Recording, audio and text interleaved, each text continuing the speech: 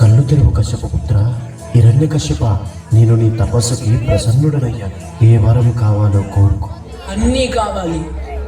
ఓ బ్రహ్మదేవా, నాకు వరం ఇవ్వండి. ఈ సృష్టిలో మీతో సృష్టించబడిన ఏ జీవి వల్ల నాకు మరణం సంభవించకూడదు. నా మరణం పగులు గాని రాత్రి గాని, గృహం లోపల గాని వెలుపల గాని, అస్త్రశస్త్రాల వల్ల గాని, సజీవుల చేత గాని నిర్జీవుల చేత గాని నా మరణం సంభవించకూడదు. సమస్త లోకాలకు సామ్రాట్ నవ్వాలి, అఖండ శక్తివంతుడినవ్వాలి. నాకు వరం ఇవ్వండి బ్రహ్మదేవా, వరం ఇవ్వండి. తదాస్తు. ఈ సమస్త లోకాలకి నేనే భగవంతుడిని. ఇకపై ఆ పిరికి పల్ల విష్ణునామం ఈ లోకంలో వినిపించకూడదు. అతన్ని నమ్మిన భక్తులని చంపేయండి.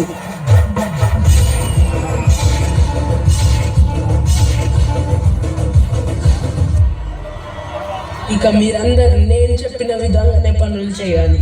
అన్ని దేవాలయాల్లో నా విగ్రహాలే ఉండాలి. హిరణ్యకశిపుడే భగవంతుడు అని కీర్తించాలి.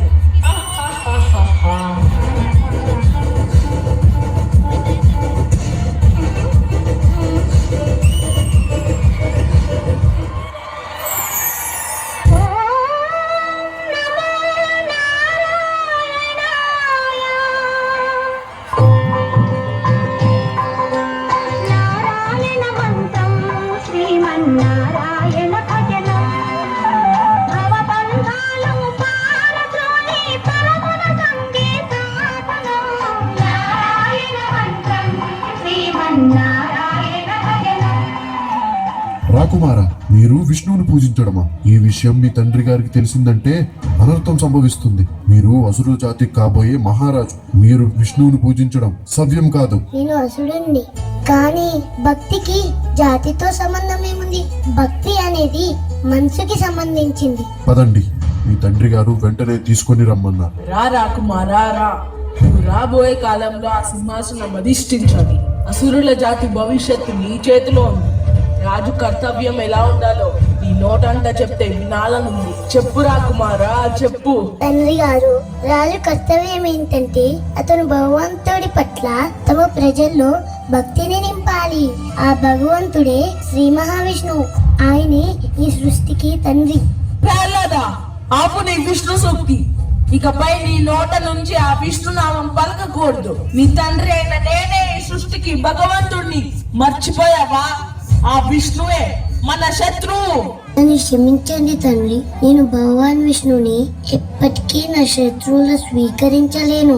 దయచేసి మీరు భగవాన్ విష్ణువు పట్ల ఉన్న శత్రుత్వాన్ని వదులుకోండి. మీరైన శరణ వేడుకోండి. ఆ పిరిగి పంద విష్ణువుని నేను శరణ వేడుకోవాలా? మీ చిన్నాన్న మరణం గురించి నీలో ఎలాంటి వేదన లేదా? చిన్నాన్న గారిని సంహరించి వరహస్వామి ఎలాంటి తప్పు చేయలేదు. చిన్నాన్న గారే క్షమించురా అని తప్పు చేశారు. ఓరి ద్రోహి, ఆ విష్ణునామం పలికిన నీ జీవం ఇంకా బ్రతకకూడదు. నేను ప్రహ్లాదుడికి మరణ దండను విధిస్తున్నాను.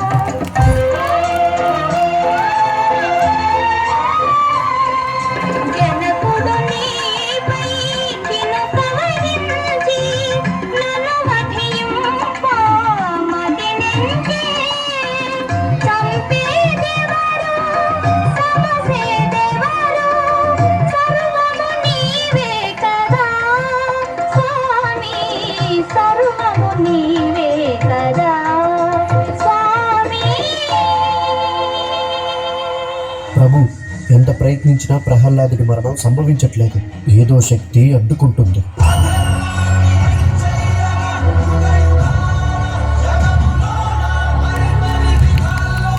నాకు తెలిసి ప్రహ్లాదుడిని ఆ విష్ణువే ఏదో మాయా రూపంలో వచ్చి కాపాడుతున్నాడు అనిపిస్తుంది.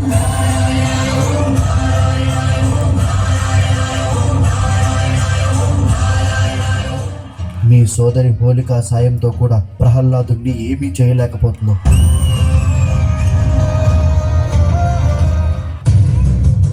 నీచుడా, కులద్రోహి, ఆ మాయావి విష్ణుని నేను వదిలిపెట్టాను. నువ్వు ఆ విష్ణు తొత్తువే కదా, పిలువట్టని. కనీసం నువ్వు పిలిచినప్పుడైనా నా ముందుకు వస్తాడు, చూద్దాం. మీరు ఎవరినైతే పిలవాలనుకుంటున్నారో ఆయన సర్వాంతర్యామి. ఆయన ఈ సభలో ఉన్న ప్రతి అంశంలోనూ ఉన్నారు.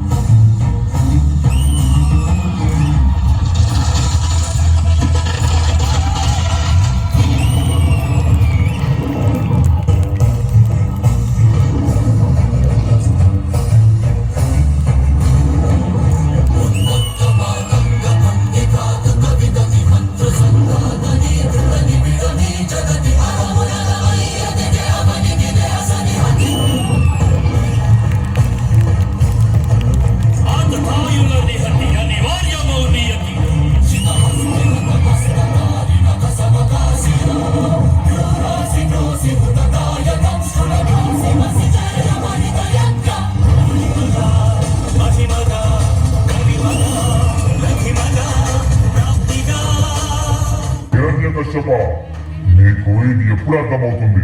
నేనే ఈ జగత్తుకి తండ్రినని. మూర్ఖుడా, నన్ను చూడు. నేను నరుడిని కాదు, మృగాన్ని కాదు. నేనే నరసింహ. అస్తమిస్తున్న సూర్యుని చూడు. ఇప్పుడు పగలు కాదు, రాత్రి కాదు. నువ్వు గృహం లోపల లేవు, వెలుపల లేవు. గడప మీదున్నావు. నువ్వు భూమి మీద లేవు, ఆకాశంలోనూ లేవు. నువ్వు నా తొడల మీదున్నావు. ఒక్కసారి నా కోళ్ళని బాగా చూడు. సజీవము కాదు, నిర్జీవము కాదు. జగద్గురు కృష్ణం వందే జగద్గురు కృష్ణం వందే